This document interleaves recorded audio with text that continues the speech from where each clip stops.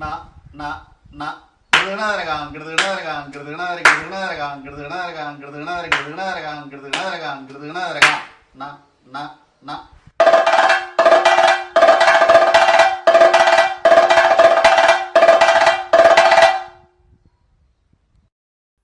നമസ്കാരം. വൈത്താരിയിൽ നിന്ന് RLV സോമദാസ്, അദ്ദേഹത്തെ മാർഗി സോമദാസ് എന്നും കലാലോകത്ത്, കഥകളി ലോകത്ത് അറിയും. അച്ഛനിൽ നിന്ന് കിട്ടിയ കലാപാരമ്പര്യം, കഥകളിയുമായി ബന്ധപ്പെട്ട് അദ്ദേഹം RLV കോളേജിൽ കേശവപുതോളാശാൻ്റെ അടുക്കൽ കൊട്ടുപിടിച്ചു. 4-5 വർഷത്തോളം അവിടെ പഠിച്ച് കോഴ്സ് പൂർത്തിയാക്കി.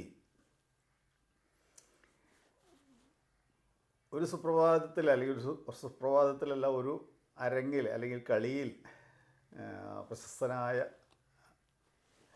ആചാര്യൻ കലാമണ്ഡലം കൃഷ്ണനാരാശാൻ്റെ മുഖത്ത് ചുട്ടി കുത്തി അദ്ദേഹം ചുട്ടിയിലേക്ക് അല്ലെങ്കിൽ ആഹാര്യത്തിലേക്ക് പ്രവേശിക്കുകയാണ് ഉണ്ടായത്.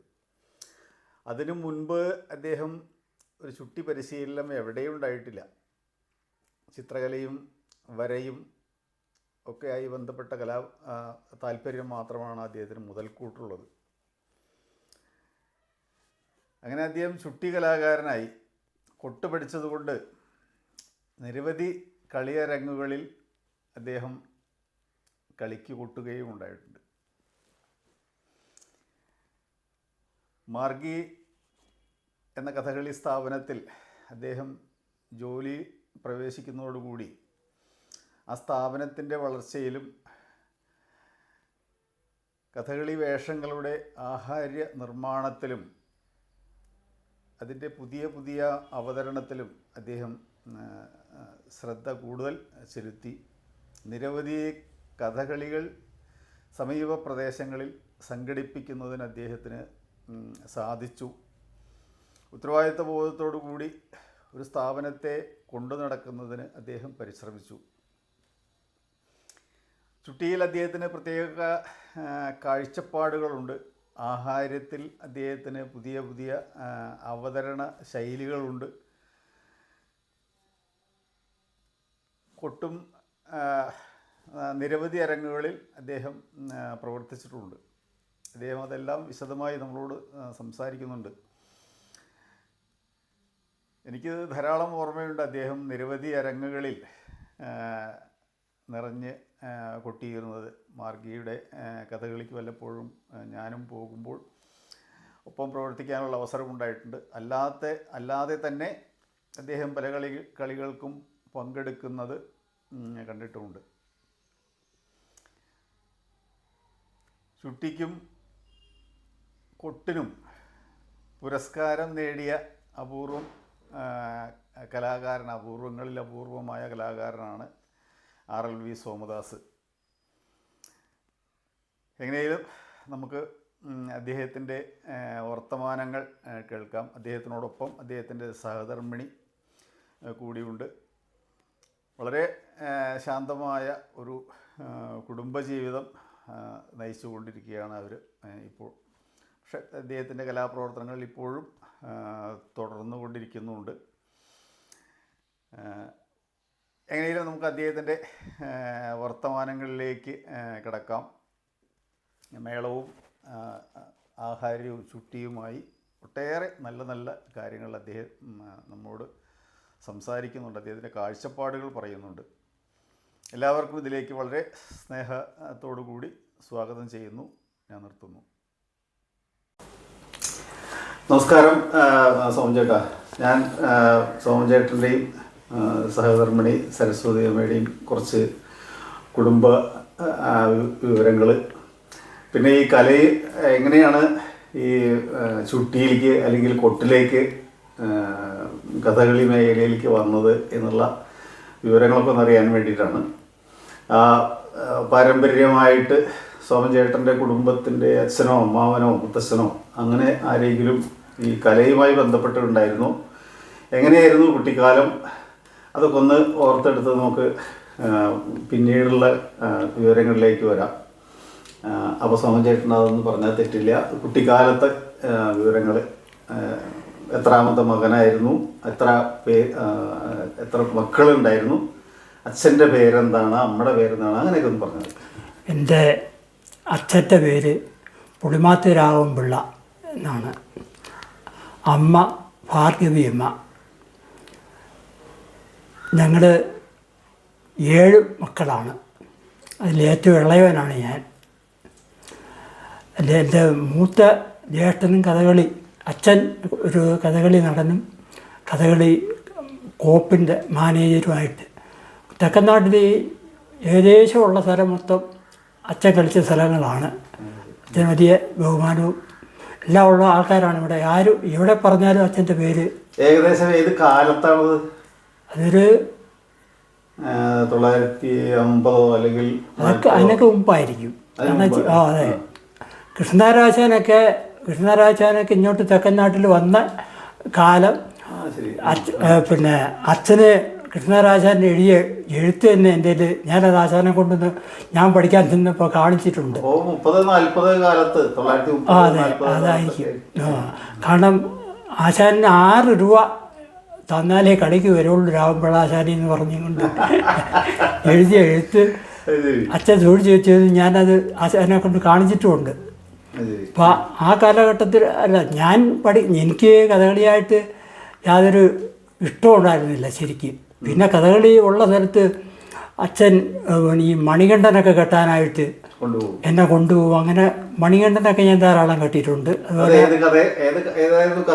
നിഴൽക്കുത്തിലെ മണികണ്ഠൻ, അതുപോലെ അരിച്ചന്ദ്രത്തിൽ പിന്നെ ആ കുഞ്ഞിൻ്റെ ഇത്, അങ്ങനെയുള്ള ഇതൊക്കെ പിന്നെ അന്ന് പിള്ളേരെ കിട്ടാനും പ്രയാസമായതുകൊണ്ട് അച്ഛൻ തന്നെയാണ് കൊണ്ട്. ഇനിയാലും എനിക്ക് കഥകളിയോട് യാതൊരു താല്പര്യവും ഉണ്ടായിരുന്നില്ല.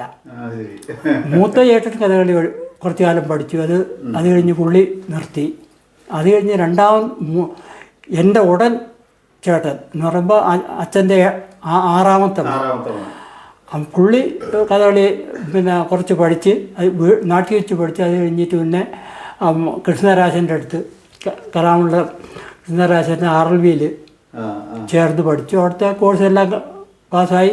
അന്നൊക്കെ ഈ കോപ്പുകളൊക്കെ എങ്ങനെ കൊണ്ടുവരുന്നത് അറിയോ? കോപ്പ് കൊണ്ടുവരുന്നത് പിന്നെ ഞങ്ങളുടെ നാട്ടിൽ ഈ വേളന്മാരെന്ന് പറഞ്ഞ ആൾക്കാരുണ്ട്, നല്ല ചുമട്ടെടുക്കുന്ന ആൾക്കാർ. അപ്പോൾ അവർ തന്നെ ചുമന്നുകൊണ്ടാണ് ഏകദേശമുള്ള സ്ഥലത്ത് അത്രയും പോകുന്നത്. അതല്ലെങ്കിൽ കാളവണ്ടിയിൽ ഈ ചുവന്ന് പോകാൻ പറ്റാത്ത സ്ഥലങ്ങളിലൊക്കെ കാളവണ്ടി പോകും. അത് കഴിഞ്ഞ് ബസ്സുണ്ടെങ്കിൽ ബസ്സിൻ്റെ മുകളിൽ അവർ തന്നെ കയറ്റും. അത് പിന്നെ 3-4 പെട്ടിയായിരിക്കും, വലിയ പെട്ടി. അതിലാണ് ഞാൻ കൊണ്ടുപോകുന്നത്. അത് അച്ഛൻ ഒരു സ്ഥലത്ത് നിന്ന് ഇറങ്ങിക്കഴിഞ്ഞ് കഴിഞ്ഞാൽ പിന്നെ ഒരു 10-20 ഒക്കെ ദിവസം കഴിഞ്ഞിട്ടേ വീട്ടിൽ വരുള്ളൂ. അപ്പോൾ അങ്ങനെ അങ്ങ് കളിച്ച് പോവുമായിരിക്കും. പിന്നെ ആ കളിച്ച സ്ഥലത്തൊക്കെ വീണ്ടും തന്നെ അച്ഛൻ തന്നെ ആയിരിക്കും. ഈ തെക്കനാട്ടിലുള്ള ഏകദേശമുള്ള സ്ഥലങ്ങളിലെല്ലാം വലിയ വേറെ കൂടുതൽ കളിയോഗങ്ങളൊന്നുമില്ല ഈ ഭാഗത്ത്. എല്ലാ സ്ഥലത്തും അതവർ രാവിലെ വീട്ടിൽ നിന്ന് പോകുമ്പോഴത്തേക്ക് അവർ ഇല ഒടിച്ചിട്ടിട്ടാണ് പോകുന്നത്. അത് കൂടുതൽ ചൊന്നും കൊണ്ട് ഓടിപ്പോകുന്നവർ കാണും. അവർ പോണ വഴിക്കൊക്കെ ഇല ഇടിച്ചിടും. ഇതപ്പോൾ അവരെ പുറക്കേന്ന് വരുന്നവർക്ക് അറിയാൻ വേണ്ടിയിട്ട്, വഴി അറിയാൻ വേണ്ടി. അങ്ങനെ ഒരു 10-70 കിലോമീറ്ററൊക്കെ ചുവന്നുകൊണ്ടാണ് പോകുന്നത്. ഇവിടുന്ന് ഞങ്ങളുടെ നാട്ടിൽ നിന്ന് ഏകദേശം പിന്നെ കൊല്ലം വരെയൊക്കെ ഒരു ചുവന്നുകൊണ്ട് പോയിട്ടുണ്ട്. ചുവന്നുകൊണ്ട് പോകാൻ പറ്റാത്ത സ്ഥലത്ത് ഇങ്ങനെ കാളവണ്ടി വിട്ടു കൊടുക്കും. പിന്നെ ചേർത്താകുമ്പോൾ പിന്നെ അവർ ചുമക്കത്തില്ല. എന്നാൽ അതിന് പിന്നെ കാളവണ്ടിയോ അല്ലെങ്കിൽ വില്ലുവണ്ടിയോ. സ്ഥലം എവിടെയാണ്? ഞങ്ങളുടെ വീട്ടിൽ തന്നെ. വീട്ടിൽ അതിന് പിന്നെ കോപ്പർ ഒരു പ്രദേശത്തിന്റെ പേരെന്താ? പുളിമാത്ത്. അതെ, പുളിമാത്ത് രാഘവൻപിള്ള എന്നാണ് അച്ഛൻ്റെ പേര്. അതെ. അവിടെ പിന്നെ ഈ പറയുന്ന ഏകദേശമുള്ള ആശാന്മാരല്ല വന്നിട്ടുണ്ട്. ഉണ്ണിയാച്ച് വടക്ക് ഇപ്പോൾ രാമകുട്ടിയരാശനും അങ്ങനെയൊക്കെ ഉള്ളൊരു ഇങ്ങോട്ട് അത്ര ഇല്ല. അപ്പം അതുകൊണ്ട് അതെ പിന്നെ രാവുട്ടിയാരാശനെയും ഗോപിയാശനെയും പത്മനാഭരാശനെയൊക്കെ ഞാൻ തന്നെ വിളിച്ചിട്ടുള്ളൂ, അല്ലാതെ അച്ഛൻ വിളിച്ചിട്ടില്ല. അച്ഛൻ്റെ ഉള്ള കളിക്ക് എന്ന് പറയുമ്പോൾ ഏറ്റവും കൂടുതൽ കളിക്ക് ചെങ്ങന്നൂർ രാമപിള്ള ആശാനായിരിക്കും. പിന്നെ അദ്ദേഹത്തിൻ്റെ ശിഷ്യന്മാരായിട്ടുള്ള അരിപ്പാട്, ചെന്നിത്തല, മങ്കൊമ്പ് അവരൊക്കെ ഉണ്ടാവും. അതെ. പിന്നെ ഈ കൃഷ്ണരാശാനെ വിളിച്ചു തുടങ്ങിയത് തന്നെ ചേട്ടനെ അവിടെ കൊണ്ടുവന്ന് പഠിക്കാൻ ഏൽപ്പിച്ചതിന് ശേഷമാണ്. അതിന് മുമ്പ് വരെ അത്രയ്ക്ക് ഇല്ലായിരുന്നു. ആർവില് കൃഷ്ണരാശൻ്റെ ശിഷ്യൻ തന്നെയാണ്. അപ്പോൾ അങ്ങനെ ഇവിടെ തിരുവനന്തപുരത്ത് പിന്നെ തിരുവനന്തപുരത്തെ പുളിമാത്ത് ഒരു ടിക്കറ്റ് വെച്ചുള്ള കഥകളി ഉണ്ടായിരുന്നു. അപ്പോൾ അച്ഛൻ്റെ ശിഷ്യൻ ഒരാളാണത് നടത്തുന്നത്. അങ്ങനെ നടത്തിയ കൂട്ടത്തിൽ അങ്ങോട്ട് മദ്യപിച്ച് ബോധം കെട്ട് പോയി കാശൊക്കെ എവിടെ പോയി എന്നറിയാൻ വയ്യാതെയൊക്കെ ആയി. പിറ്റേന്ന് രാവിലെ ഒരുമാതിരിപ്പെട്ടവർക്ക് കാശ് കൊടുക്കാൻ നിവർത്തിയില്ലാണ്ട്. പക്ഷേ കൃഷ്ണരാശാനുള്ള കാശ് എങ്ങനെയോ നേരത്തെ പുള്ളിക്കാരൻ ഈ രൂപം കണ്ടപ്പോഴേ പുള്ളി മേടിച്ച് കയ്യിൽ വെച്ചിരുന്നു, എന്നിട്ടാണ് കളിച്ചത്. അതുകൊണ്ട് ആശാന് കിട്ടി. ബാക്കി ആശാന്മാർക്ക് ആർക്കും പൈസ കൊടുക്കാൻ ഇല്ലാതായപ്പോൾ ഒരുപാട് പേർക്ക് അച്ഛൻ കൊടുത്തു. കയ്യിലുണ്ടായിരുന്നൊക്കെ അച്ഛൻ കൊടുത്തു. അച്ഛന് ഒരു ബന്ധവുമില്ല, എന്നിട്ടും അച്ഛൻ കൊടുത്തു. പക്ഷേ ആർലിയിലുള്ളവർക്ക് പിന്നെ രാജരാശാൻ, തങ്കപ്പണിക്കരാശാൻ, കുഞ്ഞമ്പോളാശാൻ, കേശവപ്പോളാശാൻ, പിന്നെ വെങ്കിടി സ്വാമിയായിരുന്നു മദ്ദളത്തിന് തൃപ്പൂണിത്തുറയുള്ള. അതെ, ബാങ്ക് ലെവലിലുള്ള ആളാണ്. പക്ഷേ സാക്ഷാൽ ഈ വെങ്കിടിയുടെ മകനാണ് ഇദ്ദേഹം. അപ്പോൾ അദ്ദേഹം പിന്നെ ഇവരെല്ലാവരും വീട്ടിൽ കൊണ്ടുവന്ന് താമസിപ്പിച്ച് പിറ്റെന്നാണ് കാശ് ഉണ്ടാക്കിയിട്ട് അവരെ വിട്ടത്. അപ്പോൾ അങ്ങനെ ഇരുന്നപ്പോൾ പിന്നെ കേശവപ്പോളാശാൻ എന്നെ കണ്ടിട്ട് ഇവനെ ഇന്നങ്ങ് വിട്ടേരെ, ഞാൻ ചെണ്ട വിട്ട് പഠിപ്പിക്കാം എന്ന് പറഞ്ഞതിൻ്റെ പേരിൽ എന്നെ സ്കൂൾ തുറക്കുന്നതിന് മുമ്പേ ചേട്ടൻ പോയ കൂട്ടത്തിൽ എന്നെയും കൂടെ കൊണ്ടുപോയി. അങ്ങനെയാണ് ഞാൻ അത്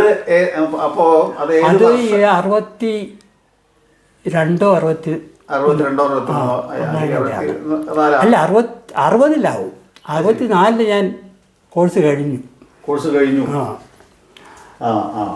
അപ്പോൾ 54 50 ഡേറ്റ് ഓഫ് ബർത്ത് എൻ്റെ പിന്നെ 52. 52 10 62 64 തന്നെയാണ്. ഇനി 14 വയസ്സിലുള്ളപ്പോഴാണ് ഞാൻ തൃപ്പൂണിത്തുറ പഠിക്കാനായിട്ട് പോകുന്നത്. ചേർന്നു.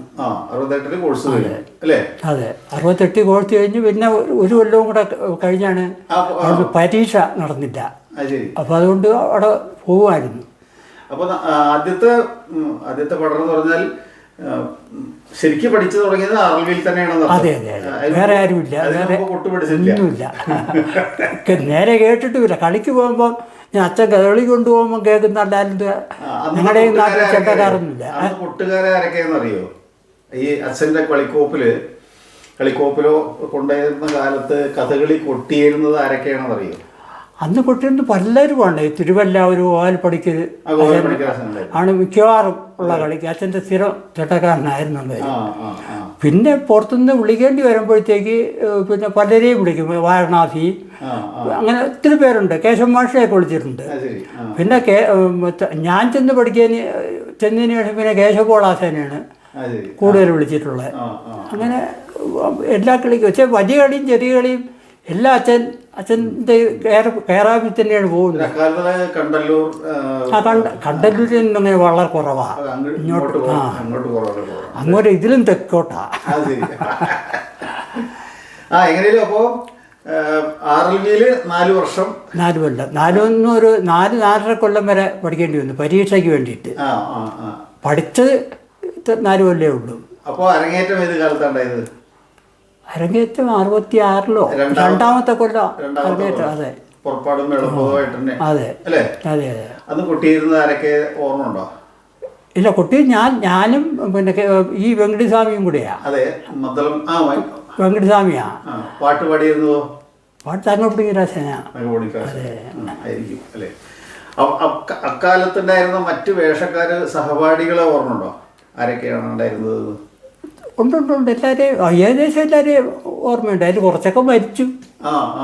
ഇപ്പോൾ എൻ്റെ ചേട്ടൻ തന്നെ മരിച്ചു. പിന്നെ അവിടെ തന്നെ പഠിച്ച 3-4 പേര് ഇതിനിടയ്ക്ക് മരിച്ചു പോയിട്ടുണ്ട്. ഇപ്പോൾ പിന്നെ ഉള്ളതെന്ന് പറയാൻ പിന്നെ വളരെ ആരും തന്നെ ഇല്ല. ഇവിടെ ചെങ്ങാരപ്പള്ളി അരിയൻ, തോന്നൊക്കെ പീതാംബരൻ, തലവടി അരവിന്ദൻ, അങ്ങനെയൊക്കെ ഉള്ള ആൾക്കാരൊക്കെ തലവടി അരവിന്ദനുണ്ട്. മറ്റേ മൈനാടി യേശുനമ്പൂരൊക്കെ മരിച്ചു പോയല്ലോ. തോന്നയ്ക്കലും ഉണ്ട് ഇപ്പോൾ. അവരുടെ എൻ്റെ സീനിയറായിട്ട് ചെണ്ട കളിക്ക് പോകുമ്പോ കൊട്ടിയിട്ടില്ലേ? ഉണ്ട് ഉണ്ട് ധാരാളം. പരീക്ഷ നടത്തിയത് പിന്നത്തെ അല്ലേ? അത് ഈ നമ്മുടെ ഗവൺമെന്റിന്റെ എന്തോ തടസ്സം കൊണ്ട് ഞാൻ നിർത്തി വെച്ചതാണ്. പിന്നെ ഏത് കാലത്താണ് ഈ ചുട്ടി? ഞാൻ പോയതിൻ്റെ പിറ്റേ കൊല്ലം 15 വയസ്സായപ്പോഴാണ് ചോട്ടാനിക്കര ഒരു കളിക്ക് ചുട്ടിക്കാരും വന്നില്ല. അപ്പോൾ കൃഷ്ണരാജനൊക്കെ ഉള്ള കളിയാണ്, വലിയ കളിയാണ്. അപ്പോൾ അതിന് ചുട്ടിക്ക് ആരുമില്ല. അപ്പം നെല്ലുവടി മേനി കുത്താനെന്നും പറഞ്ഞും കൊണ്ട് ആയപ്പോൾ ആശാൻ പറഞ്ഞു പോയി പണിയൊക്കാൻ പറഞ്ഞു. ഇയാളെല്ലാം കൊത്തുന്നു കുത്തും.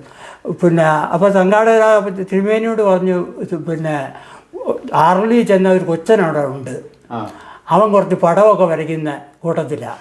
അപ്പോൾ അവന് എന്തെങ്കിലും ഒരു കലാബോധം ഉണ്ടാവും. അപ്പോൾ അവനെ പോയി വിളിച്ചുകൊണ്ട് വരാൻ പറഞ്ഞു. അങ്ങനെ എന്നെ കാറിൽ വന്ന് വിളിച്ചോണ്ട് പോവുക. വിളിച്ചോണ്ട് പോയി ആശാൻ പറഞ്ഞു എന്ന കണക്കിന് ആശാൻ കണ്ണാടി പിടിച്ചിട്ട് ഇങ്ങനെ ചെയ്യുന്നൊക്കെ പറഞ്ഞു. അങ്ങനെ ആശാൻ്റെ മുഖത്താണ് ഞാൻ ആദ്യമായിട്ട് ചുട്ട് കുത്തുന്നത്. ഞാൻ പഠിച്ചിട്ടുമില്ല, ഒന്നുമില്ല. അങ്ങനെ ഇരിക്കുമ്പോൾ പിന്നെ ഈ ആലുവ ഉദ്യോഗമണ്ഡലിലൊക്കെ ഈ ആഴ്ചക്കളിയുണ്ട്. ആ ആഴ്ചക്കളിക്ക് ഈ പറഞ്ഞ കണക്ക് ഒരു കളിക്ക് ചുട്ടിക്കാരനില്ല വന്നപ്പോൾ ഈ പറഞ്ഞു കേട്ട് എന്നെ വന്ന് വിളിച്ചുകൊണ്ട് പോയി. അത് അങ്ങനെ OVS എൻ്റെ മുഖത്ത് കുത്തി. അത് കഴിഞ്ഞ് പിന്നെ രാവിലെ അങ്ങനെ എല്ലാവരും മുഖത്ത് ആ ഒരു വർഷം ഒരുപാട് കളിക്ക് പോയിട്ട് ഞാൻ വിട്ടുവിട്ടു. അല്ല അതെ. അത് കഴിഞ്ഞിട്ട് ഞാൻ വെക്കേഷന് നാട്ടിൽ വന്നപ്പോൾ അച്ഛനോട് പറയാതെ ഇതൊക്കെ ചെയ്തിട്ടിരിക്കുന്നു. അച്ഛനോട് പറഞ്ഞപ്പോൾ അച്ഛൻ എന്നെ അടിക്കാനൊക്കെ വന്ന് ഒരു കലയാണ്, ഇത് ദക്ഷിണ കൊടുത്തിട്ട് വേണം ഇതൊക്കെ ചെയ്യാൻ. നീ ആരെങ്കിലും പറഞ്ഞ് കേട്ടുകൊണ്ട് ആരെങ്കിലും അല്ല ആശാൻ പറഞ്ഞിട്ടാ. അതുകൊണ്ട് ഞാൻ നിന്നെ ഒന്നും ചെയ്യുന്നില്ല എന്ന് പറഞ്ഞ് പിന്നെ അവിടെ ഒരു കുട്ടൻപിള്ള എന്ന് പറയും, പുള്ളിക്കാരൻ്റെ വീട്ടിൽ അല്ല ഇവിടെ എൻ്റെ നാട്ടിൽ പുളിമാത്ത് അച്ഛൻ്റെ കളിവത്തിൽ ചൂട്ടിക്കുത്തുന്ന ആള്. അങ്ങനെ വീട്ടിൽ കൊണ്ടുപോയിട്ട് ഒരു 5 രൂപ തന്ന് ദക്ഷിണ കൊടുപ്പിച്ചു. അത്രേ ഉള്ളൂ, അല്ലാതെ ഞാൻ പഠിക്കാനൊന്നും പോയിട്ടില്ല. ഇല്ല പഠിക്കാൻ അത്രേ ഉള്ളൂ. പക്ഷെ ഞാനങ്ങ് പോവുമായിരുന്നല്ലോ. ഞാനിവിടെ നിൽക്കാറുണ്ടായില്ല, ഞാൻ ആറയിലോട്ടങ്ങ് പോകും. അപ്പോൾ അതുപോലെ തന്നെ കോപ്പോണി ഞാൻ ആരെങ്കിലും ചെയ്യുന്നത് കണ്ടിട്ട് കൂടിയില്ല, ഒരാളും ചെയ്യുന്നത് കണ്ടിട്ടില്ല. സ്വയം ആ തൃപ്പൂണിത്തുറ ക്ലബിൻ്റെ സാധനം നന്നാക്കണമെന്ന് പറഞ്ഞു. ഞാൻ തന്നെ അത് ഈ താടി വേഷത്തിൻ്റെ അല്ലെങ്കിൽ ഈ നെറ്റിപ്പാരം കുത്തുക എന്നൊക്കെ പറയുന്നത് പഠിച്ച് ചെയ്യേണ്ട കാര്യങ്ങളാണ്. ഞാൻ പഴയതിനെ എടുത്ത് അഴിച്ചത് എങ്ങനെയാണ് ചെയ്തിരിക്കുന്നത് നോക്കിയിട്ട് അതുപോലെ ഞാൻ ചെയ്യും. അങ്ങനെ ചെയ്തിട്ടുണ്ടാണ്. ഞാൻ ഈ ചൂരളും പീരിത്തെണ്ണും കൊണ്ട് ഞാൻ ചെയ്യാത്ത കിരീടങ്ങളൊന്നുമില്ല. വിജയത്തെ കേശവാര കിരീടം ചെയ്തിട്ടുണ്ട്, താടി വേഷത്തിൻ്റെ കിരീടം ചെയ്തിട്ടുണ്ട്, ഹനുമാൻ്റെ മുടി ചെയ്തിട്ടുണ്ട്, കാട്ടാളിൻ്റെ മുടി ചെയ്തിട്ടുണ്ട്. അങ്ങനെ എല്ലാ കൃഷ്ണൻ്റെ കിരീടങ്ങൾ ചെയ്തിട്ടുണ്ട്. എല്ലാം ഞാൻ സ്വന്തമായിട്ട് ആരോടും പഠിക്കുകയോ കാണുകയോ ചെയ്യാതെ ആണ് ചെയ്തിട്ടുള്ളത്. ഇപ്പോഴും ഞാൻ കുഞ്ഞിന് വേണ്ടിയിട്ട് മോക്കം ഒരു കുഞ്ഞു കിരീടം ഉണ്ടാക്കി വെച്ചിട്ടുണ്ട് കൃഷ്ണൻ്റെ കൊച്ചു കിരീടം. അവൾക്ക് 8 വയസ്സായപ്പോൾ അരങ്ങേറ്റം. അവൾക്കുള്ള കോപ്പൊക്കെ ആയിരിക്കുന്നത്. പുറപ്പാട് കിട്ടും. അതിന് ഒരു കൊച്ചു കിരീടം. അല്ല, ചൂരലും പീലിയുടെ തണ്ടും കൊണ്ട് ഞാൻ കെട്ടിക്കെട്ടുണ്ടാക്കും. ഇപ്പോൾ ഈ പിന്നെ സന്ദർശനിലിരിക്കുന്ന താഴിവേഷത്തിൻ്റെ കിരീടം ഞാനുണ്ടാക്കിയതാ. അവിടെയുള്ള കാട്ടാളിൻ്റെ മുടിയും പിന്നെ ഹനുമാൻ മുടിയൊക്കെ ഞാൻ ഉണ്ടാക്കിയതാ. പിന്നെ മാർഗിയിൽ ഏകദേശമുള്ള എല്ലാ സാധനങ്ങളും ആണ്. മാർഗിയിൽ വെറും പിന്നെ ബൈൻഡ് കൊണ്ടുള്ള സാധനങ്ങളേ ഉണ്ടായിരുന്നുള്ളൂ. പിന്നെ കുറച്ച് ചെത്ത കിരീടങ്ങൾ, അല്ലാണ്ട് ഒന്നുമില്ല. ആ സ്ഥാനത്ത് അവിടെ മൊത്തവും സാധനം ഉണ്ടാക്കിയതും ഞാൻ തന്നെയാണ്. അന്ന് മാത്രമല്ല പിന്നെ കളിയോഗം പരിപാടി പിടിക്കണമെന്ന് പറഞ്ഞപ്പോൾ സംഘാടകർ പറ്റില്ലെന്നാണ് പറഞ്ഞത്. കാരണം ഈ ഒന്നാമത് കലാകാരന്മാരില്ല, രണ്ടാമത് സാധനങ്ങളില്ല.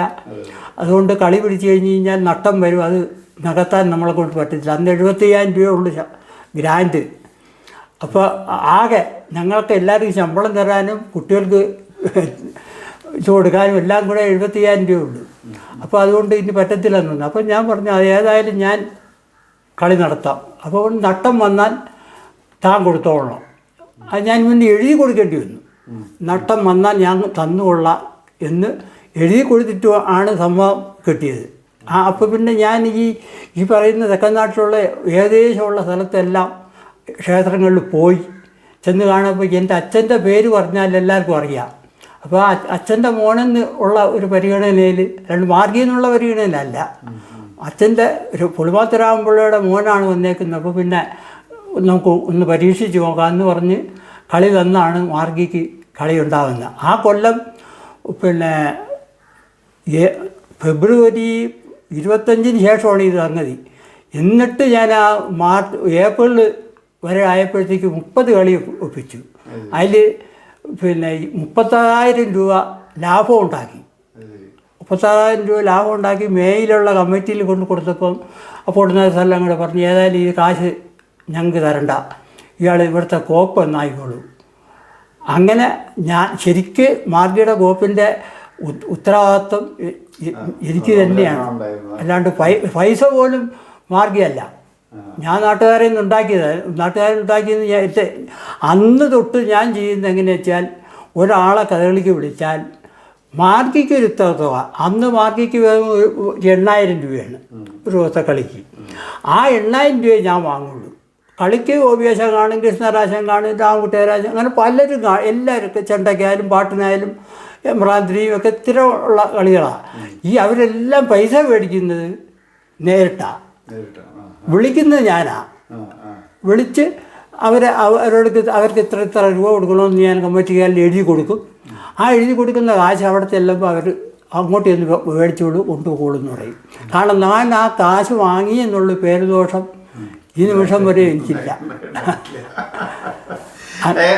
മാർഗിലേക്ക് നമുക്ക് ഒന്നുകൂടി വിശദമായിട്ട് വരണമെന്നുണ്ട്.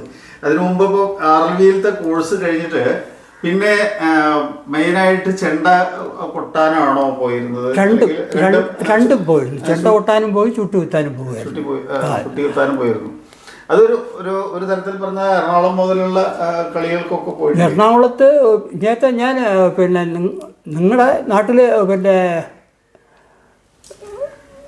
പാലക്കാടോ തൃശ്ശൂരോ പാലക്കാടൊക്കെയുള്ള ഒറ്റപ്പാലത്ത് പിന്നെ അവിടെ ഒരു മുകളിലൊരു കളിയുണ്ട്, 2 ദിവസത്തെ കഥകളി. പക്ഷെ കഥകളിയുടെ ആശാൻ തന്നെയാണ് ഏറ്റവും നടത്തുന്നത്. പല്ലസനൊന്നുമല്ലല്ലോ. പല്ലസനല്ല, പിന്നെ തൃപ്രവണ്ട. അവിടത്തെ കളിക്ക് 12 കൊല്ലം ഞാൻ വന്നിട്ടുണ്ട്. ശിവരാത്രി സമയത്താണ്. അതെ. അതുപോലെ ഈ പിന്നെ സദനത്തിന് വാസുവേട്ടൻ ഇങ്ങോട്ട് പോകുന്ന ആ ഒരു ടൈമിൽ കുറച്ച് കളികൾക്ക് ഞാൻ പോവായിരുന്നു.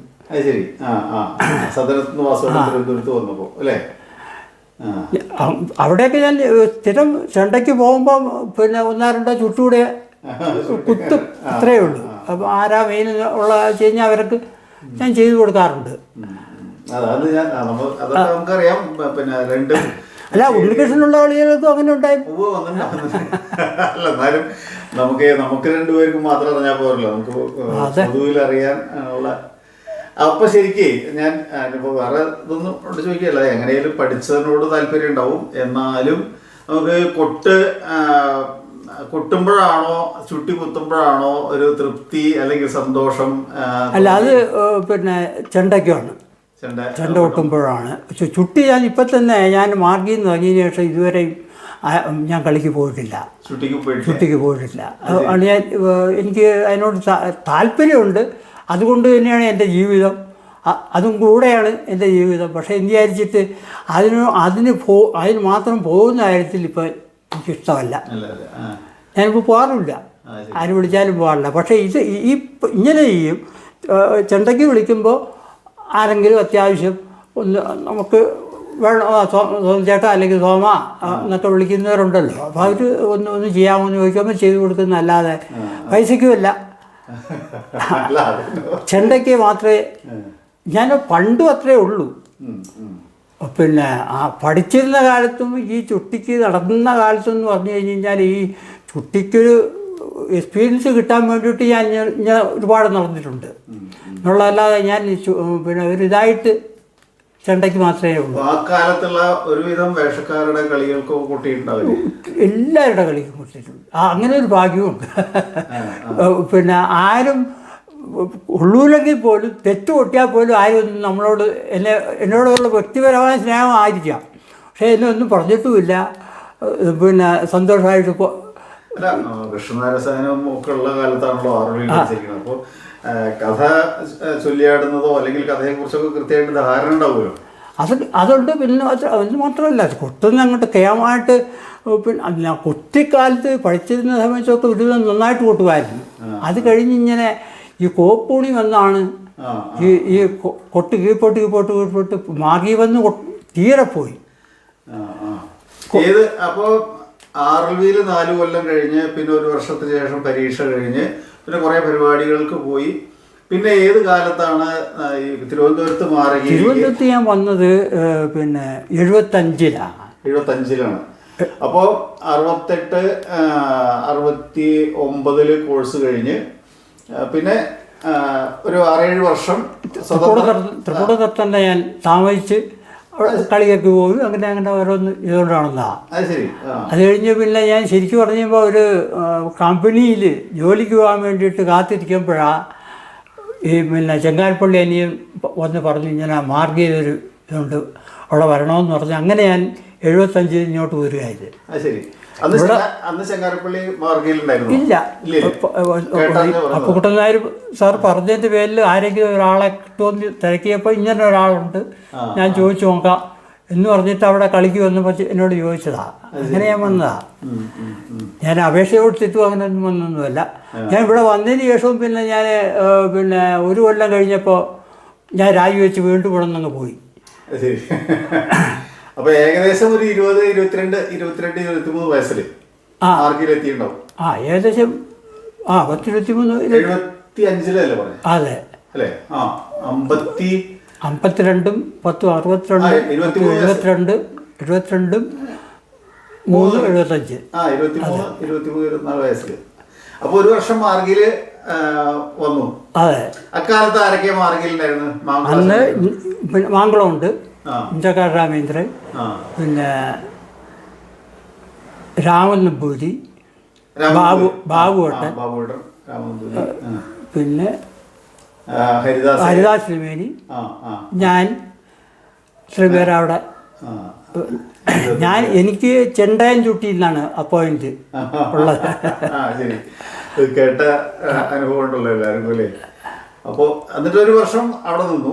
1 വർഷം നിന്നപ്പോൾ നമ്മുടെ മാർഗി വിജയൻ്റെ അരങ്ങേറ്റം, മാർഗി വിജയൻ്റെയും അവൻ്റെ കൂടെ പഠിച്ച ഒരു നമ്പൂരി പയ്യൻ്റെയും ആ അരങ്ങേറ്റത്തിന് പിന്നെ മാങ്കുളം തിരുമേനി ഞാനുമായിട്ട് ശകലം ഒരു അഭിപ്രായ വ്യത്യാസമുണ്ട്. അപ്പോൾ അഭിപ്രായ വ്യത്യാസം എന്ന് വെച്ചാൽ ഞാൻ ഏതാണെന്ന് അറിയാൻ വയ്യാതെയാണ്, ഞാൻ ഏതോ വട്ടക്കനാണ് എന്ന് വിചാരിച്ചിട്ടാണ് എന്നെ കാണുന്നത്. അതിനൊക്കെ ചെറിയൊരു കാരണമുണ്ട്. പെരുമ്പാവൂർ ഒരു കളിക്ക് പിന്നെ ഭീമവന്ദനവും സന്താനവുമാരുണ്ട് കഥ. അപ്പോൾ ഭീമവന്ദനം വൈക്കങ്കണ്ണാനാശാനും എല്ലാവരും കൂടെ. അപ്പോൾ പാട്ടിന് എംബ്രാൻ തിയേറ്ററിനും ഹൈദരാലിയായിരുന്നു. അപ്പോൾ എംബ്രാൻ തിയേറ്ററിന് എന്തോ പെട്ടെന്നൊരു അസുഖം വന്നിട്ട് വന്നില്ല. പിന്നെ അപ്പോൾ കേശവൻ മാഷ് ഞാനും ആ ചെണ്ടയ്ക്ക് കേശവൻ മാഷ് പാടാൻ കയറി. അങ്ങേരുടെ കഥയാണല്ലോ. അങ്ങേരുടെ കഥ പാടാൻ കയറിയപ്പോൾ ചെണ്ട ഞാനാ ഇന്ന് മൊത്തം ഇന്ന് കൊട്ടുന്നത്. അത് കഴിഞ്ഞ് സന്താനമാരായപ്പോഴത്തേക്ക് പിന്നെ ഇങ്ങേരങ്ങ് കേശവൻ മാഷ് പാട്ടും കഴിഞ്ഞിട്ട് അങ്ങ് വീട്ടിൽ പോയി. കൊട്ടാനേ ഇന്നില്ല. എന്നിട്ട് അത് ഞാനാ കൊട്ടത്. അപ്പം എനിക്ക് ഈ പിന്നെ തെക്കൻ കലാശങ്ങളോ അങ്ങനെയൊന്നും അറിഞ്ഞുകൂടാ, ഞാൻ കണ്ടിട്ടുമില്ല. ആ അപ്പം ഇങ്ങോട്ട് ഒരു ജാതി കലാശങ്ങൾ എടുക്കുന്നതൊന്നും ഞാൻ കൊട്ടുന്നത് ശരിയാവുന്നില്ല. അങ്ങനെ എൻ്റെ മുഖത്ത് പോയിക്കൊണ്ട് ഇങ്ങനെ അങ്ങോട്ട് കാണിക്കാൻ തുടങ്ങി. അപ്പം ഞാൻ ഒന്നും പറഞ്ഞില്ല. അത് കഴിഞ്ഞ് അണിയറെ വന്നപ്പോൾ ഞാൻ പിന്നെ അങ്ങോട്ട് ഇങ്ങനെ ഒരുപാട് തെറി വിളിച്ചാൽ പറയാൻ പാടില്ലാത്ത. അപ്പോൾ ഉടനെ ആരോ എന്നോട് എന്ന് പറഞ്ഞിട്ടോ, ഇത് തെക്കൻ നാട്ടിൽ വലിയ പേര് കേട്ട മനുഷ്യനാണ്, നീ എന്തോടാ കാണിക്കുന്നതെന്ന് പറഞ്ഞിട്ട് എൻ്റെ തലയ്ക്കൊക്കെ തട്ടി. അപ്പോൾ ഞാൻ നോക്കുമ്പോൾ ഇങ്ങനത്തെ ഒരു വയസ്സ് ചെന്ന ഒരാൾ തലമുടിയൊക്കെ വളർത്തി ഇത് ഏതാടാന്നാണ് എൻ്റെ മനസ്സിലുള്ളത്. എനിക്കറിയാൻ വയ്യാതെ ചെയ്തു പോയതാണ്. പക്ഷെ ഇത് ഇദ്ദേഹം മനസ്സിൽ വെച്ചിട്ട് എവിടെ ചെന്നാലും ഞാൻ എന്നോട് ദേഷ്യപ്പെടും. അപ്പോൾ അങ്ങനെ ഇരിക്കുമ്പോഴാണ് ഞാൻ മാർഗിൽ വരുന്നത്. മാർഗിൽ വരുന്നപ്പോൾ ഇയാളാണോ എന്നാണ് വയ്പ്പ്. അത് കഴിഞ്ഞ് അരങ്ങേറ്റത്തിന് വന്നപ്പോൾ കുട്ടികളുടെ അരങ്ങേറ്റത്തിന് ഞാനാണ് ഈ വിജയൻ്റെ മുഖത്ത് പിന്നെ വരച്ചതും തേച്ചതും ചുട്ടുകുത്തിയതും ഒക്കെ ഞാനാണ്. എന്നിട്ട് എനിക്ക് മാത്രം അണിയർക്കാർക്ക് ഒരു പിന്നെ ദക്ഷിണയുണ്ട്, എനിക്ക് മാത്രം ഇങ്ങൊരു ദക്ഷിണം തരാൻ നിർമ്മിച്ചില്ല. അങ്ങനെ ഞാൻ 4 മണിയായപ്പോൾ ഞാൻ അവിടെ നിന്ന് ഇറങ്ങി. പിന്നെ നമ്മുടെ AKSൻ്റെ പുറത്തുള്ള ഹാളിലാണ്, വിവേകാനന്ദ ഹാളെന്ന് പറയും. അപ്പോൾ അവിടെ നിന്ന് ഞാൻ ഇറങ്ങി നടന്ന് സ്റ്റാൻഡ് വന്നപ്പോൾ എൻ്റെ ഒരു ഇല്ലൻ്റെ കവറ് ഒക്കെ ബാഗ് കാണും. ആ ഒരു ഇല്ലൻ്റെ അടുത്ത് വെച്ച് രാജി എഴുതി കളഞ്ഞിട്ട് ഞാൻ ഇനി പോകുന്നു. ഞാനങ്ങ് തൃപ്പൂണിത്തുറയ്ക്ക് പോയി. പിന്നെ ഇനി മേലെ ഞാൻ നിൽക്കുന്നത് ഇതാ കാരണവും കാണിച്ചിട്ട് തന്നെയാണ്. അപ്പോൾ ഉടനെ ഇപ്പോൾ ഒരു 3-4 ദിവസം കഴിഞ്ഞപ്പോൾ ഉണ്ട് അപ്പോൾ സാർ വീണ്ടും ഈ അനിയന്ത്രിമേരിയെ തൃപ്പൂണിത്തുറയ്ക്ക് അയച്ചു. എന്നോട് വരാൻ പറയണം, വന്നേ പറ്റുള്ളൂ. അങ്ങനെ എന്നെ തിരിച്ച് പിന്നെ അങ്ങയുടെ ഓഫീസിൽ ചെല്ലാനാണ് പറഞ്ഞത്. വെള്ളയും വെളുത്ത അങ്ങേര് PWയിൽ ചീഫ് എഞ്ചിനീയറാണ്. അവിടെ ചെല്ലാൻ പറഞ്ഞു. ഞാൻ അവിടെ ചെന്നപ്പോഴത്തേക്ക് എനിക്ക് മുണ്ടും നേരിയതും പിന്നെ ഷർട്ടിൻ്റെ തുണിയും എല്ലാം കൂടെ മേടിച്ച് കൊണ്ടുവന്ന് ഇങ്ങനെ തന്നിട്ട് നീ പോകരുത്, ഇവിടെ തന്നെ നിൽക്കണം. പിന്നെ അതുവരെ ഞാൻ ഒരു പാർട്ട് ടൈമായിട്ടാണ് എന്നും ആഴ്ച 3 ദിവസം ആയിട്ടായിരുന്നു. ഇനി ഇതെല്ലാം സ്ഥിരപ്പെടുത്തിയിട്ട് നിങ്ങൾ ഹരിദാസ് സിമിന് എല്ലാവർക്കും കൂടെ ഉള്ള ഒരേ ഇതിൽ തന്നെ നിൽക്കണമെന്ന് പറഞ്ഞിട്ട് വീണ്ടും അവിടെ അങ്ങനെ നിർത്തിയാണ് ഞാൻ മാർഗിൽ സ്ഥിരമായി. അല്ലേ? പിന്നെ മാർഗിലത്തെ കളികൾ നേരത്തെ പറഞ്ഞ പോലെ പിന്നെ കളികൾ എന്ന് പറയുമ്പോഴത്തേക്ക് ഏകദേശമുള്ള ആൾക്കാർ ധരിച്ചിരിക്കുന്നത് ഞാനാണ് സെക്രട്ടറി എന്നൊക്കെയാണ്. ഞാനങ്ങനെയൊന്നും ഭാവിക്കുകയോ ചെയ്തിട്ടോ ഒന്നുമില്ല. പിന്നെ നമ്മളിപ്പോൾ സാധാരണ ഉള്ളത് ഞാൻ ഇന്നുവരെ ഒരു ആശാൻ ചമയോ അല്ലെങ്കിൽ ഒരു മാനേജ് ചമയോ ഒന്നും ഞാൻ മാർഗി ചെയ്തിട്ടില്ല. പക്ഷെ തെറ്റ് കണ്ടാൽ പറയും. തെറ്റ് കണ്ടാൽ ഞാൻ അവരെ പിന്നെ സംഘാടകരോട് പറഞ്ഞിട്ട് എന്നെ ശിക്ഷിപ്പിക്കുമായിരുന്നു. അത് തീർച്ചയാണ്. ഇപ്പോൾ കഥകളിക്ക് എൻ്റെ അടുത്ത് കളി വെച്ച് ഒരാൾ കളിക്ക് കളിക്ക് പങ്കെടുക്കാതെ പോയി കഴിഞ്ഞ് കഴിഞ്ഞാൽ അവരുടെ ഞാനിപ്പോൾ ഉണ്ണികൃഷ്ണനെ ഉടനെ തന്നെ ഞാൻ ഇപ്പോൾ പിന്നെ രാമനമ്പൂരി പോയിട്ട് ഞാൻ ഉണ്ണികൃഷ്ണനെ വിളിച്ചു കഴിഞ്ഞാൽ അന്ന് രാമനമ്പൂരിക്ക് 500-400 രൂപ ഉള്ളൂ. അതേസമയം ഉണ്ണികൃഷ്ണനെ വിളിച്ചു കഴിഞ്ഞാൽ അന്ന് ഇപ്പോൾ ഒരു 2000 തരുന്നത് ഞാൻ 2000 തന്ന് തന്നെ സന്തോഷമായിട്ട് വിടും. ഒരു ഒപ്പിട്ട് മേടിക്കും. ഒപ്പിട്ട് മേടിച്ചാൽ ഈ രൂപ രാമനമ്പൂരിൽ പിടിപ്പിച്ചേ അടങ്ങുള്ളൂ. ഞാൻ ഈ 2000-ൽ അന്ന് രാമനമ്പൂരിക്ക് 400 രൂപ പോയിട്ട് 1600 രൂപ ശമ്പളം വെച്ച് പിടിപ്പിക്കും. അങ്ങനെ കൊണ്ടപ്പോൾ എല്ലാവർക്കും ദേഷ്യം എന്നോടായി.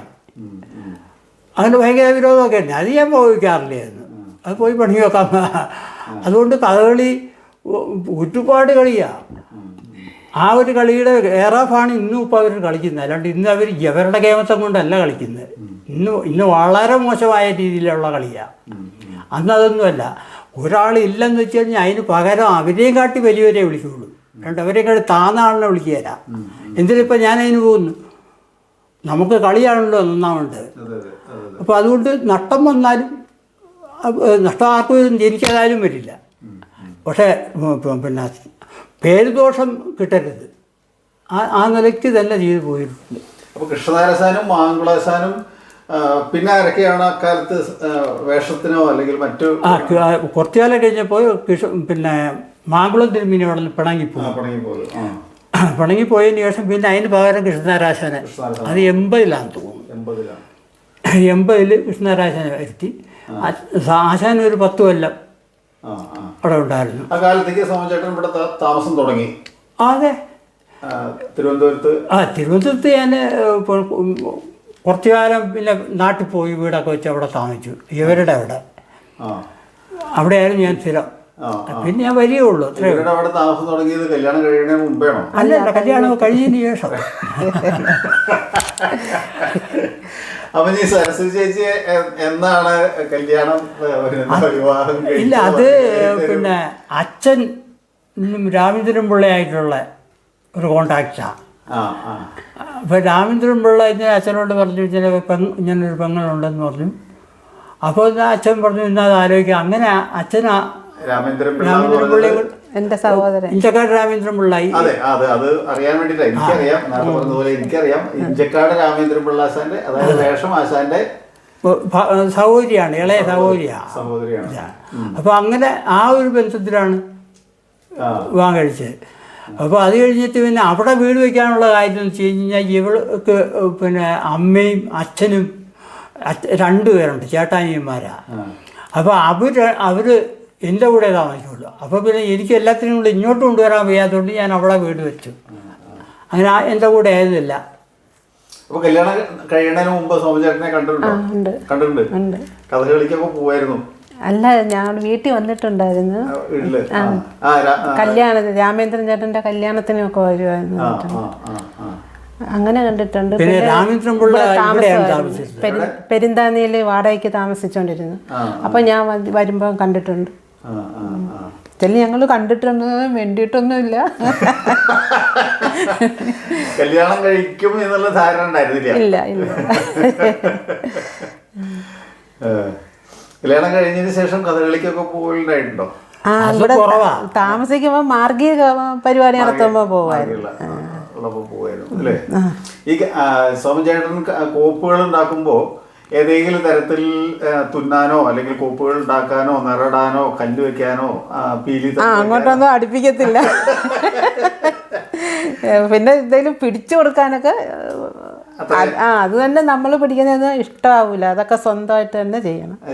നമ്മളങ്ങോട്ട് ആഹാരം കഴിക്കാൻ പോലും വിളിക്കരുത്, വെള്ളവും കൊണ്ടു കൊടുക്കരുത്, ഒന്നും ചെയ്യരുത്. ഒരിരിപ്പങ്ങ് ഇരുന്നങ്ങ് ചെയ്യും. അങ്ങോട്ട് തിരിയാൻ ആരും അങ്ങോട്ട് നോക്കാൻ സമ്മതിക്കില്ല. വീട്ടിൽ ഇരുന്നും ചെയ്യുമായിരുന്നു. വീട്ടിലിരിക്കുമ്പോഴല്ലേ നമ്മൾ ആഹാരമൊക്കെ കൊടുക്കാൻ വന്നത്. അത് സമ്മതിക്കില്ല, ഇഷ്ടമല്ലത്. ഇവിടെ മാർഗിയിൽ ഒറ്റയ്ക്കിരുന്ന് ചെയ്യും. എഴീച്ച് പോകാതെ ഒരു ഇരിപ്പ് രായും പകലും ഇരുന്നങ്ങ് ചെയ്യുമായിരുന്നു. അത് ശീലം. വീട്ടിൽ വന്നാലും അങ്ങനെ അങ്ങ് ഇരിക്കണം. വെളുപ്പിന് 4-4:30 വരെ ഇരുന്ന് ചെയ്തിട്ട് പിന്നെ ശ്രീകണ്ഠേശ്വരത്ത് പോയി ഒരു ചായ കുടിച്ചിട്ട് തിരിച്ചു വന്ന് വീണ്ടും ഇരുന്ന് ചെയ്യും. അങ്ങനെ പകൽ ജോലി ചെയ്തതാണ് മറിയുടെ ഈ കോപ്പും കാര്യങ്ങളും. കോപ്പ് മാത്രമല്ല, അവിടെ കാണുന്നപ്പോൾ എല്ലാ സകല കാര്യങ്ങളും പകല്. ശരിക്കും പറഞ്ഞാൽ നല്ലൊരു ചെറുപ്പകാലത്ത്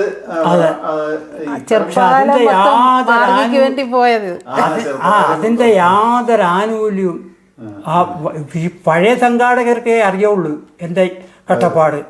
ഇപ്പോൾ വന്നിരിക്കുന്ന സംഘാടകർക്ക് അത് അറിയില്ല. പക്ഷേ അവർക്ക് അറിയില്ലെന്ന് അവർ നടിക്കുകയാണ്. ഇപ്പോൾ പിന്നെ ഒരു പരിപാടി കാണാൻ പോലും വിളിക്കില്ല. ചിന്തിച്ചു പോകണം. ഇത്രയും കഷ്ടപ്പെട്ട് ഉണ്ടാക്കിയ മാർഗിയെ ആരെങ്കിലും ഞാനല്ലെന്ന് പറയാൻ ആളുണ്ടെന്നുള്ള കഥകളിക്കാരോട് വേണമെങ്കിൽ ചോദിച്ചോട്ടെ. അത്ര ചെയ്തിട്ട് ഇപ്പോൾ യാതൊന്നിനും സഹകരിപ്പിക്കില്ല. എന്നിട്ട് വിരോധം കൂടിയാണ്. എന്തിനാണ് വിരോധം? വിരോധം കൊണ്ട് ഞാൻ ശ്രീനിവാസന് പിന്നെ വെറും നുണ പറഞ്ഞതിൻ്റെ പേരിൽ ഞാൻ അങ്ങേർക്ക് ഞാനൊരു ലെറ്റർ അയച്ചിട്ടുണ്ട്. ഞാൻ അങ്ങേരെ കളിക്ക് വിളിക്കാത്തതുകൊണ്ട് പിന്നെ തെറി പറഞ്ഞ് നടക്കുകയാണെന്ന് ഒരാളിനോട് പറഞ്ഞു. അയാൾ എന്നോട് ഒന്ന് പറഞ്ഞു. ഞാൻ ഇന്ന് ഈ നിമിഷം വരെയും ഇപ്പോൾ ഏകദേശം ഒരു 50 കൂടെയൊക്കെ വർഷമായി ഞാൻ ഇത് നടക്കാൻ തുടങ്ങിയിട്ട് ഇന്ന് വരെ ഒരു കഥകളിക്ക് എന്നെ വിളിക്കണമെന്ന് ഞാൻ പറഞ്ഞിട്ടില്ല. ഒരു ജോലി തരണമെന്ന് പറഞ്ഞിട്ടില്ല. പിന്നെ ഒന്നും അങ്ങോട്ട് ആവശ്യപ്പെട്ടിട്ടില്ല. കടം മേടിച്ചിട്ടില്ല. ഒരാളുടെ നിന്ന് കടം മേടിച്ചിട്ടില്ല. ഒരു സ്വർണ്ണം എടുത്ത് പണയം വെച്ചിട്ടില്ല എൻ്റെ ജീവിതത്തിൽ. അതാണ് എൻ്റെ ജീവിതത്തിലുണ്ടായിട്ടുള്ള ഏറ്റവും വലിയ നേട്ടം എന്ന് പറയാൻ അതേ ഉള്ളൂ. അതേസമയം സമ്പാദ്യവുമില്ല, ഒന്നുമില്ല, ജീവിച്ചു പോകുന്നു. ഇപ്പോഴാണെങ്കിൽ സാധിക്കുന്ന ഒരു പൈസയ്ക്ക് വരുമാനമില്ല. പക്ഷേ ഒരു കുഴപ്പമില്ല. മോനുണ്ട്, അവൻ അയച്ചു തരും. പിന്നെ വല്ലപ്പോഴും ഒരു പരിപാടിക്ക് പോകും. അതുകൊണ്ട് സുഖമായിട്ട് ജീവിച്ചു പോവുക. ഒരു പരാതിയില്ല, പരിഭവമില്ല. പക്ഷേ ഇങ്ങനെ ഇത് പറഞ്ഞതുകൊണ്ട് ഞാൻ അയാൾക്ക് ഭംഗിയായിട്ടൊരു എഴുത്തയച്ചിട്ടുണ്ട്. എഴുത്തെന്ന് വെച്ച് കഴിഞ്ഞാൽ അയാളെ വീട്ടുകാരെ എല്ലാവരെയും സ്പർശിച്ചുകൊണ്ട് തന്നെയാണ്. അയാൾ എൻ്റെ വീട്ടിൻ്റെ അടുത്തുള്ളവനാണ്. അയാളുടെ ചരിത്രം മൊത്തം എനിക്കും അറിയാം. അപ്പോൾ പിന്നെ അയാൾക്കത് പറയേണ്ട വല്ല കാര്യമുണ്ട്. അത് വെച്ചുകൊണ്ട് അല്ലാതെ എനിക്ക് ആരോടും വിരോധമില്ല. ഒരു സകലോരോട് എന്നെ ഇഷ്ടമാണ്, എനിക്കും അങ്ങോട്ട് ഇഷ്ടമാണ്.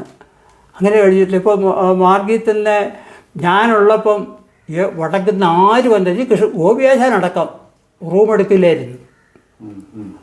വന്നാൽ ഞാൻ വേണ്ടതുപോലെ പിന്നെ ഒരു ചെറിയ കട്ടിലേ ഉള്ളൂ. ആ കട്ടിലിൽ തുണിയെല്ലാം വിരിച്ച് എല്ലാം ഭംഗിയാക്കി അവരെ കിടത്തി പിന്നെ ആഹാരവും വാങ്ങിച്ചുകൊണ്ട് കൊടുത്ത് എല്ലാം ചെയ്തിട്ടേ ഞാൻ മാറാറുള്ളൂ. അങ്ങനെ ആര് വന്നാലും ഏകദേശം എത്ര കാലം ശരിക്കും മാർഗിയിൽ? 37 കൊല്ലം. 37 വർഷം. 37 വർഷം ഉണ്ടായി. ആ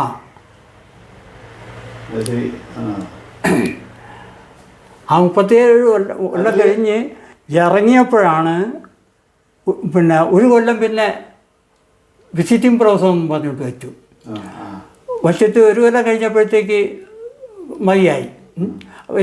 പ്രസംഗിച്ചിരുന്ന അങ്ങനെയല്ല, എനിക്ക് ആവുന്ന കാലം വരെ എന്നാണ് എന്നോട് അപ്പൂടുന്നവർ ഒക്കെ പറഞ്ഞിട്ടുള്ള കാര്യം അങ്ങനെയാണ്. അതൊന്നും ഞാനിപ്പോൾ അവരോട് പറയേണ്ട കാര്യമൊന്നുമില്ല. അപ്പോൾ അവരും പ്രസംഗിച്ചത് അങ്ങനെയാണ്. ആ റിട്ടയർഡായി ഇറങ്ങുന്ന ദിവസം ഈ റിട്ടയർഡായി ഇവിടെ ഈ ഒരു സാധനമാണ് എനിക്ക് റിട്ടയർമെൻറ്റ് ജീവിക്കാൻ കിട്ടിയത് സാധനമാണ്.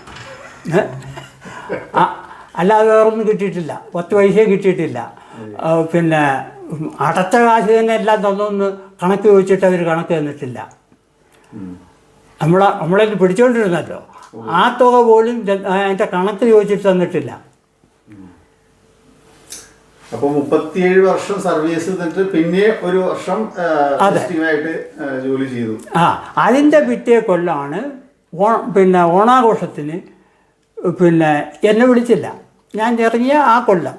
അപ്പോൾ ഞാൻ മാർച്ചിൽ ഇറങ്ങുന്നു. മാർച്ച് കഴിഞ്ഞിട്ട് പിന്നെ ആഗസ്റ്റിൽ നടക്കുന്ന ഓണാഘോഷത്തിന് എന്നെ വിളിച്ചില്ല. ഞാൻ പരാതി പറഞ്ഞില്ല. സത്യത്തിൽ എൻ്റെ കേശവപ്പോള സത്യമായിട്ട് ഞാൻ ആരോടും പരാതി പറഞ്ഞിട്ടില്ല, പറയത്തുമില്ല.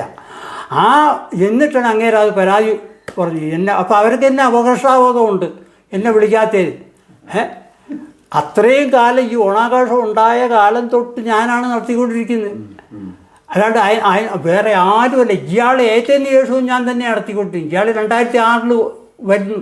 2006 2005 അങ്ങനെയാണ് പൂട്ടുന്ന സാർ മരിക്കുമ്പോൾ ആണ് ഇയാൾ കയറിയ ശേഷവും ഞാൻ തന്നെയാണ് നടത്തുന്നത്. അയാളൊന്നും നോക്കില്ല. കാരണം അങ്ങേർക്ക് നോക്കണ്ട, അങ്ങേർക്ക് വിവരവുമില്ല. പിന്നെ ദുര്യോധനത്ത് പിന്നെ പാണ്ഡവരുടെ പിന്നെ ഭാനുമതി എന്ന് പറയുന്ന ആളാണ് അങ്ങേര്. അയാൾ ദുര്യോധനൻ്റെ ഭാര്യ എന്നല്ല, പാണ്ഡവൻ്റെ ഭാര്യ, ആ ജാതി അയാൾ. അപ്പോൾ പിന്നെ അയാളായിട്ട് അതിൻ്റെ പറഞ്ഞിട്ട് കാര്യമില്ല. ഇത് കേൾക്കട്ടെ എന്ന് വിചാരിച്ചു നാട്ടുകാരോട് കേട്ടോട്ടെ, ഒരു കുഴപ്പമില്ല. അപ്പോൾ അത്ര കൊണ്ട് ഞാൻ കഷ്ടപ്പെട്ട എന്നെ വെറും കരിയപ്പലാക്കി. ഇത് ലോകത്തെവിടെയില്ല. ഇപ്പോൾ കലാമണ്ഡലത്തിൽ ഉണ്ണികൃഷ്ണനൊക്കെ ഇപ്പോഴും അവിടെ ഓരോ ഫംഗ്ഷന് വിളിക്കത്തില്ലയോ? ഇല്ലയോ? ഇത് നയാ പൈസ തന്നിട്ട് വിടുകയല്ല. നിങ്ങൾക്ക് പെൻഷനുണ്ട്, ഞങ്ങൾക്ക് പെൻഷനും ഇല്ല, യാതൊന്നുമില്ല. ഈ 38 കൊല്ലം അവിടെ കിടന്ന് കഷ്ടപ്പെട്ട് പിന്നെ സർവ്വതും ഉണ്ടാക്കി കൊടുത്ത എനിക്ക് ഒരു പൈസയുടെ കെട്ടിയ പൈസ പോലും തീർത്ത് തന്നിട്ടില്ല. സോമചേട്ടന് സ്വന്തമായിട്ട് കോപ്പുണ്ടോ? അപ്പോൾ ഇല്ല എനിക്ക് കോപ്പുണ്ടാക്കാൻ ഒരുപാടുമില്ല. പക്ഷേ അതാണ് അത്ഭുതപ്പെടുന്നത്. സാധാരണഗതിയിൽ ഈ അണിയറയായിട്ട് ബന്ധപ്പെട്ട ആൾക്കാർക്ക് കോപ്പ് ധാരാളം പണിയത് ശീലമുണ്ട്. ഇപ്പോൾ വേണമെന്നുണ്ടെങ്കിൽ ശരിക്കും സ്വന്തമായിട്ട് ഒരു പ്രയാസമില്ല. നിഷ്പ്രയാസം ചെയ്യാമെന്ന് വെച്ച് കഴിഞ്ഞാൽ എന്തുണ്ടാക്കുന്ന അറിയാം. പിന്നെ പിന്നെ പാലക്കാട് ഇപ്പോൾ പിന്നെ രാംകുട്ടിയുടെ മോനോട് ബാബുവിനോട് വിളിച്ച് പറഞ്ഞു കഴിഞ്ഞാൽ അവൻ ഉണ്ടാക്കി കഴിഞ്ഞിട്ട് തരികയും ചെയ്യും. അങ്ങനെ വേണമെങ്കിലും എനിക്ക് ചെയ്യാം. അതല്ല, അതൊന്നുമില്ലാതെ എനിക്ക് ചെയ്യാനറിയാം. ഞാനൊരു ഒരു ഒരു മിനിറ്റ് ഒരു കിരീടം ഒന്ന് കാണിച്ചു തരാം. ഈ കൃഷ്ണപിടി ആർക്കുണ്ടാക്കിയതോ? ആർക്ക് വേണ്ടി? എൻ്റെ കൊച്ചുമോക്ക് വേണ്ടിയിട്ട്, മകളുടെ മകൾ 8 വയസ്സ് മകളുടെ മകൾക്ക് പിന്നെ പത്മനാഭ ക്ഷേത്രത്തിലെ അരങ്ങേറ്റത്തിന് അവൾക്ക് ഇലയി വയ്ക്കാൻ വേണ്ടിയിട്ട് ഞാൻ സ്വന്തമായിട്ടുണ്ടാക്കിയതാണ്. ഇതിൽ പിന്നെ തടിയൊന്നുമല്ല. ഇതെന്താ സാധനം എന്ന് ഞാൻ പിന്നെ ഇപ്പോൾ ഇങ്ങനെ എന്തുകൊണ്ട് പറയാം, ഇത് വേറെ ഒരു പൂച്ചട്ടിയാണ്. ആ അവിടെ നിന്ന് പിന്നെ അങ്ങോട്ട് വെറുതെ കെട്ടി ചെയ്തിരിക്കുന്നതാണ്. ഇതുപോലെ തന്നെയാണ് ഏത് കിരീടവും ഞാൻ കൂടിയാട്ട കിരീടങ്ങളെല്ലാം ഉണ്ടാക്കിയിട്ടുണ്ട്. പിന്നെ വെയിറ്റ് കുറവാ, എറിഞ്ഞ് ഇട്ടാൽ പൊട്ടുമില്ല, എല്ലാത്തിനും നല്ലതാണ്. പിന്നെ ഈ പീലിയുടെ അവിടെ ഉള്ള ആ പണി സോമചേട്ടൻ മാത്രം ചെയ്തതാണോ? എല്ലാം ഞാൻ തന്നെയാ. ഇതല്ലേ എല്ലാം ഞാൻ തന്നെയാ. അതൊന്നും അവിടെ ഒന്ന് കാണിക്കാം. കുറച്ചുകൂടി ശരി. ഞാനൊരു വേറെ ഒരു ഇതിലൂടെ എടുത്താൽ ഇതിലൂടെ ഒന്ന് എടുത്തോളൂ. ഇതെന്താ